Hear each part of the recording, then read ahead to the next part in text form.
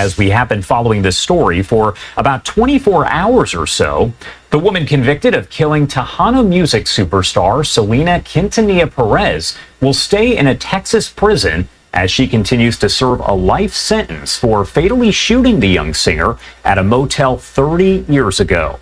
The state's parole board has denied Yolanda Saldivar in her first attempt at release since the 1995 murder. Parole board said the 64-year-old Saldivar still poses a threat to public safety, and the nature of the crime indicated a, quote, conscious disregard for the lives, safety, and property of others. We are hearing from Selena's family. She wasn't supposed to die that day, not when the world was finally learning her name, not when her songs were climbing charts in 2 languages, not when she was just 23. The sun hadn't yet reached its peak over Corpus Christi when Selena Quintanilla-Perez, beloved daughter, wife, global rising star, collapsed in the lobby of a modest motel, a crimson trail of blood behind her. Her breath faltered, her voice cracked. With her final ounce of strength, she named the woman who pulled the trigger, Yolanda. It wasn't a stranger. It wasn't a jealous rival. It was someone Selena had trusted like family. And now, almost 30 years later, Yolanda Saldivar, the woman who shattered a cultural icon and silenced a generation's brightest voice, stood before a parole board, hoping to walk free. But justice, like memory, doesn't forget. Selena was more than music. She was a movement. Born in Lake Jackson, Texas, to a working-class Mexican-American family, Selena's story was one of determination, grit, and an unstoppable dream. She sang in Spanish before she could fully speak it, pouring her soul into the music her father taught her. Her family band Selena y los Dinos wasn't just a group. It was a legacy in the making.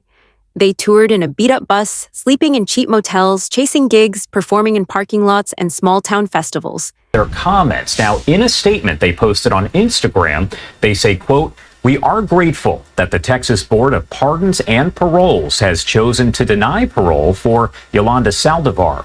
While nothing can bring Selena back, this decision reaffirms that justice continues to stand for the beautiful life that was taken from us and from millions of fans around the world far too soon." Selena's legacy is one of love, music, and inspiration. She lived with joy, gave selflessly, and continues to uplift generations with her voice and her spirit. As her family and loved ones, we remain committed to preserving her memory and ensuring that her story is honored with the dignity and respect it deserves. We thank Selena's fans for their unwavering support throughout the years. Your love has been a source of strength and healing. We will continue to celebrate Selena's life, not the tragedy that took her from us, and we ask that all who cherish her do the same. Every note she sang carried the hopes of a people who rarely saw themselves celebrated. In a world where brown skin and accented voices were pushed to the margins, Selena stood center stage, radiant, bold, proud. And America listened. She was crowned the Queen of Tejano music. She won a Grammy. Her 1994 album Amor Prohibido soared in both Mexico and the United States. Her beauty salons were thriving. She had just finished filming a small role in Don Juan de Marco, her film debut, and she was gearing up to release her first English-language crossover album, Dreaming of You, a project that would make her a global superstar. But behind the bright lights, behind the sequined bustiers and dazzling smile, a quiet danger was building. Yolanda Saldivar had once been a registered nurse, smart, persuasive, and obsessed. She launched Selena's official fan club and quickly became its president. Selena, ever trusting, welcomed her with open arms. Yolanda became more than an employee. She was considered part of the family. She managed boutiques. She handled business. She attended family events. She was always around. But power mixed with obsession is a volatile thing. Selena's family began noticing red flags, missing money, odd behavior, complaints from fans and staff. Yolanda was confronted, and Selena, heartbroken and hesitant, sided with her family. The final confrontation happened in room 158 of the Days Inn Motel. Selena had gone there to collect important financial records. She wanted closure, answers, maybe even a chance to walk away clean. Instead, she was met with a gun, a .38 caliber revolver, a single bullet to the back. Selena ran, blood soaking through her clothes. She collapsed in the motel lobby as guests screamed and staff dialed 911. Her last word, Yolanda. Yolanda Saldivar locked herself in her pickup truck for a 10-hour standoff with police, claiming she meant to kill herself, not Selena. But a jury saw through it. In less than 3 hours, she was convicted of first-degree murder and sentenced to life in prison with the possibility of parole after 30 years. Now, those 30 years have passed. Saldivar's first chance at parole came just days before the anniversary of Selena's death. But the Texas Board of Pardons and Paroles didn't hesitate. They reviewed the evidence, the interviews, the impact, and they denied her request. Why? Because some crimes don't fade with time. In the board's own words, the record indicates that the instant offense has elements of brutality, violence, assaultive behavior, or conscious selection of victims' vulnerability, indicating a conscious disregard for the lives, safety, or property of others, such that the offender poses a continuing threat to public safety. She won't be eligible again until 2030. Selena's family responded publicly. While nothing can bring Selena back, they said, this decision reaffirms that justice continues to stand for the beautiful life that was taken from us and from millions of fans around the world far too soon. And those fans, they never left. They never forgot. Selena's name still echoes through generations. Her music lives in quinceañeras, in car stereos, in the voice of every young Latina who dares to dream big. Her English-language album Dreaming of You was released posthumously and became a cultural phenomenon. It debuted at #1 on the Billboard 200 chart, a feat never before accomplished by a Latin artist. It sold millions. In 1997, her life was immortalized in the film Selena, starring Jennifer Lopez, a role that launched Lopez's own career. Netflix followed with a series, podcasts, documentaries, murals in every major city. The love never stopped. In 2017, she was given a star on the Hollywood Walk of Fame. In 2021, she received a Grammy Lifetime Achievement Award. Selena wasn't just a performer, she became a symbol, a mirror for a community long ignored. She revolutionized music, fashion, and body politics in the U.S., said Maria Garcia, host of the podcast Anything for Selena. An attack on her is perceived as an attack on a collective, a people. Latinos feel protective of her legacy because it is also our legacy, our cultural patrimony. Justice denied Yolanda Saldivar parole, but the truth is, her real sentence is far greater. Because while Selena's body rests, her soul sings louder than ever. Selena's death wasn't just the loss of a star, it was the silencing of a cultural heartbeat. In a world where Latino voices were rarely heard on mainstream stages, Selena was breaking every wall by being herself, proudly bicultural, boldly bilingual.